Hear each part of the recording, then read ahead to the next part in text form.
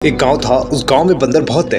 इतने बंदर की गांव में लोग कम, बंदर ज्यादा दिखते थे। लेकिन उस गांव के लोग भी बड़े आलसी थे। खेती थी तो खाते और सोते मस्त थे। एक बार एक बंदा बाहर से आता है और बिजनेस दिमाग लगाता है। और उस गांव में हुक्के गुड़के वाले लोग रहते थे। तो उसने उस गांव में एक जमीन खरीदी और चारों तरफ पिंजरे जैसा ऊंचा बाड़ा बनवाया और एक स्कीम लॉन्च किया, अगर आप में से कोई भी बंदर पकड़ कर देगा तो पर बंदर 200 रुपए दूंगा। लोगों ने ध्यान नहीं दिया। उसने कहा पागल हो गया, ये छोड़ो। लेकिन एक बार कुछ पीने वाले थे जिनके पास पीने के लिए पार्टी के लिए कोई इंतजाम नहीं था। तो उन्होंने सोचा चलो पकड़ कर ले चलते हैं बंदर, अगर पैसे मिले तो ठीक, नहीं तो बजाएंगे, उसे मारेंगे पीटेंगे। और वो 5 लोग थे, 2-2 बंदर पकड़ कर गए। 10 बंदर पकड़ कर वो बाड़े में छोड़े और उनको तुरंत 200 रुपए के हिसाब से 2000 रुपए दे दिए। भाई साहब, अगले दिन उन्होंने पर हेड 4-4 बंदर पकड़े और शाम को जमा किया। फीस से 25 बंदर के 5000 रुपए मिल गए। उन 5 को देखकर और लोग शामिल हो गए। दिन भर सारे बेरोजगार मिलकर बंदर पकड़ने लगे और रुपए कमाने लगे। 100 से 200 बंदर पकड़ने लगे। बाड़ा बंदरों से भर गया और अब बंदर लगभग खत्म भी हो गए। और जो बंदर बाहर थे तो वो इंसान को देखकर भागने लगे। उसने स्कीम और टाइट की, 500 किया। लोग अब और खुश, जंगल में से भी पकड़ कर लाने लगे। 200-300 बंदर पकड़े। बंदर फिर कम या खत्म ही हो गए। उसने और स्कीम लगाई, 1500 रुपए बंदर। लोग फिर खुश हुए। इतना बोलकर वो बंदा